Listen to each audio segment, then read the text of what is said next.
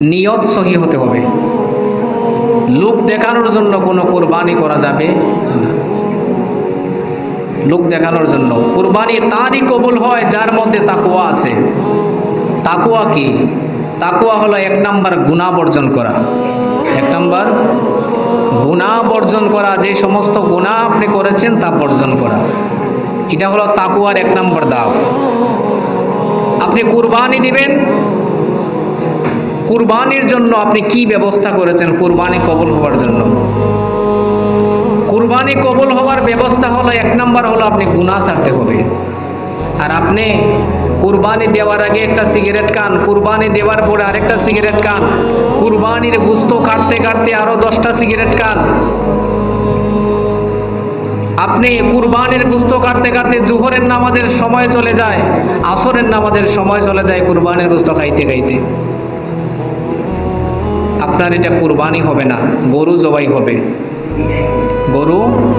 গরু জবাই হবে, মাংস খাইতে পারবেন, মাংস রেডি হবে, আপনি রুটি দিয়ে মাংসের ঝোল খাইতে পারবেন, কিন্তু কুরবানি আসমান পর্যন্ত পৌঁছবে না। মাসালাগুলো মনে রাখবেন। যার মধ্যে তাকওয়া আছে তার কুরবানি কবুল হবে। আপনি কুরবানি করার আগে সিগারেট খান, করার পরে সিগারেট খান, সিগারেট খাইতে খাইতে মাংস বানান, মাংস বানাইতে বানাইতে আমার দেখা যায় এই জোহরের নামাজ চলে গেছে। তো আপনার কুরবানি কবুল হওয়ার ব্যবস্থা আপনি কি করছেন?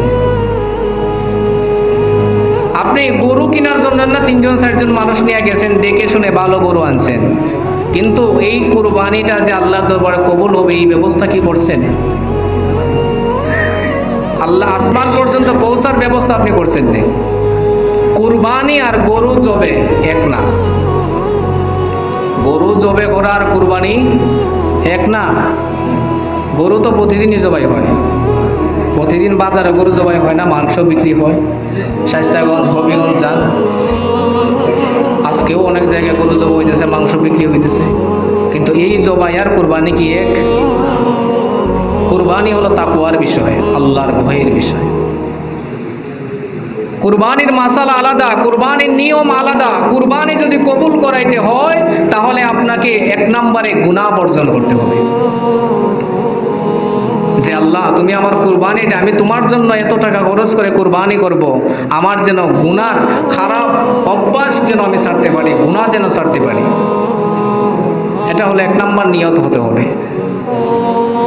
কুরবানির টাকার মধ্যে যদি 1 টাকাও হারাম ঢুকে, ওই কুরবানি আল্লাহর দরবারে কবুল হবে না। 7 শরীকে কুরবানি দেন, 5 শরীকে দেন, 3 শরীকে দেন, 2 শরীকে দেন, যদি একজনের টাকার মধ্যে অবৈধ 1 টাকা থাকে, পুরা 7 জনের কুরবানি নষ্ট। 7 জনের কুরবানি নষ্ট। বাজারে দোকান আছে 1 টাকার মাল 5 টাকা বিক্রি করে, ভাড়াটারে ভালো বলে চালাই দেয়, এই টাকাটা কি দুকাবাজির টাকা না? এই টাকা যদি কুরবানিতে শামিল হয়, কুরবানিতে যদি শামিল হয় কুরবানি কবুল হবে? বাকি 6 জনের কুরবানি নষ্ট।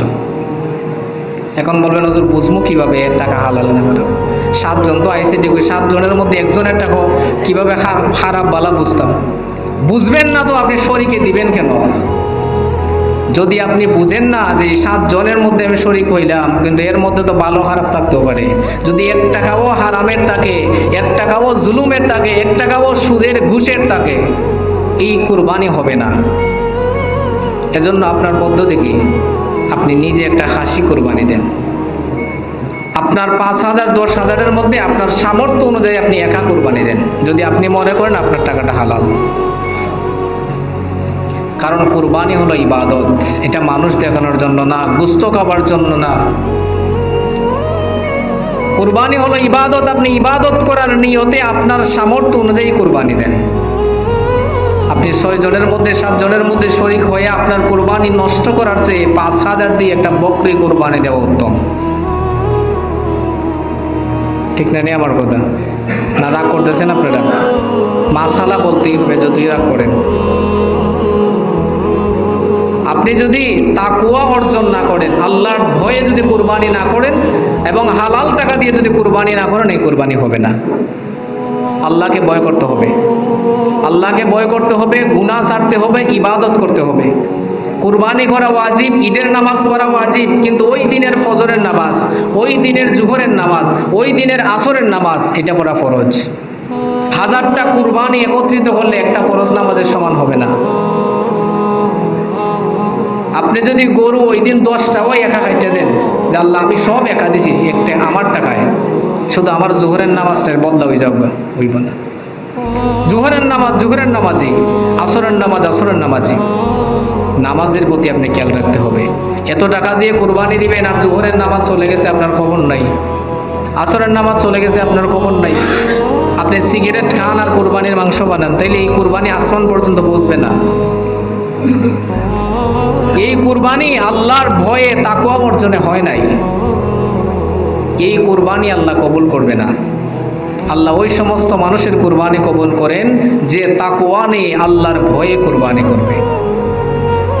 আপনি আল্লাহকে কতটুকু চিনেন? আল্লাহ তাআলা আপনার কুরবানি কেন কবুল করবেন? হাবিল এবং কাবিলের ঘটনা আগামীকাল বলবো, শুনতে পারবেন ইনশাআল্লাহ। আপনি কুরবানি দিলেও আল্লাহর কিছু আসে যায় না, না দিলেও কিছু আসে যায় না। যদি আপনার সামর্থ্য না থাকে কর্জা করে কুরবানি দেওয়ার দরকার নেই। যদি আপনার মনে হয় যে হারাম টাকা এটার মধ্যে মিশ্রিত, আপনার কুরবানি দেওয়ার দরকার নেই। আপনি আল্লাহ যেমন আছেন তেমনই, আল্লাহর কোনো পরিবর্তন নাই। আপনার কারণে আল্লাহর সম্মান বাড়বেও না কমবেও না। আপনি বললেন সুবহানাল্লাহ, কিন্তু আল্লাহর পবিত্রতা বর্ণনা করলাম। আল্লাহ বলে বান্দা তুমি আমার পবিত্রতা বর্ণনা করছো, তুমি না করলেও আমি পবিত্র, তুমি করলেও আমি পবিত্র। তুমি সুবহানাল্লাহ বললেও আমি আল্লাহ পবিত্র, না বললেও পবিত্র।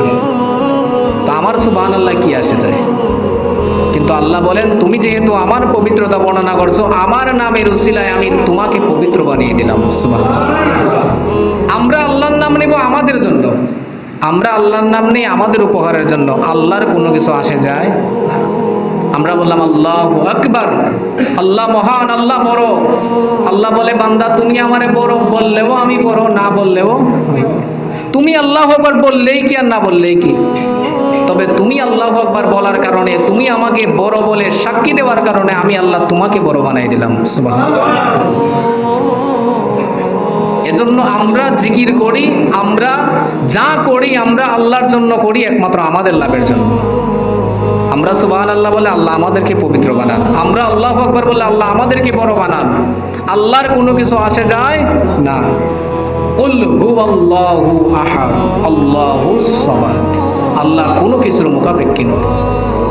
তুমি কুরবানি দিলেও কি আর না দিলেও কি, আল্লাহ এটার দিকে চাইবে না। আপনি যদি কোটি টাকার কুরবানি দেন, আল্লাহ ওই কুরবানির দিকে চাইবেন। আল্লাহ আপনার দিলের দিকে, আল্লাহ আপনার জিন্দেগির দিকে চাইবে, আপনার মনের দিকে চাইবে। আপনি 1 টাকার কুরবানি আর কোটি টাকার কুরবানি একত্রিত করলে দেখা যাবে দুইটা কুরবানির নিয়ত আল্লাহর কাছে একই। হয়তো তার টাকা আছে বলে সে কোটি টাকা দিয়ে দেয়, তার টাকা নাই বলে সে 10 টাকা দিয়ে দেয়। কিন্তু আল্লাহ কি দেখেন? আল্লাহ দেখেন আপনার ভিতর কেমন, আপনি কোন নিয়তে কুরবানি করতেছেন। অমুকে 2 লাখ টাকা দিয়ে কুরবানি দেয়, আমি 5 লাখ টাকা না দিয়ে দিলে আমার সমাজে সম্মান থাকবে না। অমুকে একটা গরু দিতেছে, আমি 3টা না দিলে আমার সম্মান হইলে আমি বেটাগিরি হয়ে গেল। হ্যাঁ, লোক দেখানে রিয়া, আপনি বেরিয়া হতে পারলেন না। এই কুরবানি আল্লাহ কবুল করবেন না। আল্লাহ কুরবানি কবুল করবেন তার যার মধ্যে তাকওয়া আছে, আল্লাহর ভয়ে আমার গুনাহ বর্জন করলাম, আমি আল্লাহর ভয়ে ইবাদত করব এবং আল্লাহর রাস্তায় কুরবানি করব আমার প্রিয় পশুটাকে, আমার প্রিয় জিনিসটাকে। এটাই হলো কুরবানি।